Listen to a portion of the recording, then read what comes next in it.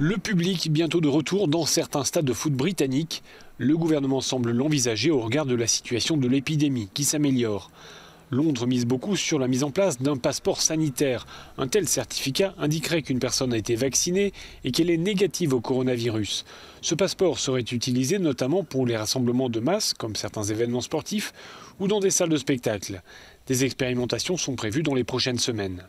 Cela dit, certaines voix s'élèvent pour mettre en garde contre un dispositif jugé discriminant, car les Britanniques sont loin d'être tous vaccinés, même si la campagne d'injection massive a permis de vacciner à peu près l'ensemble des personnes de plus de 50 ans.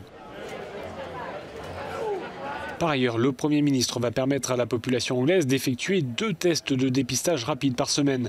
L'objectif de Boris Johnson, garder le contrôle sur le virus tout en déconfinant progressivement. À partir de la semaine prochaine, certains commerces non essentiels ainsi que les terrasses des restaurants et des pubs pourront rouvrir. Enfin, concernant les voyages, le gouvernement compte instaurer un système de feu tricolore pour classer les pays selon leur situation sanitaire. Londres souhaite ainsi entrouvrir les frontières après plusieurs mois d'un verrouillage strict. Jusque-là, les voyages à l'étranger sont interdits, sauf raison essentielle. Au niveau européen, Bruxelles a proposé la création d'un certificat vert numérique. Ce passeport sanitaire est censé faciliter les voyages au sein même des pays de l'Union européenne.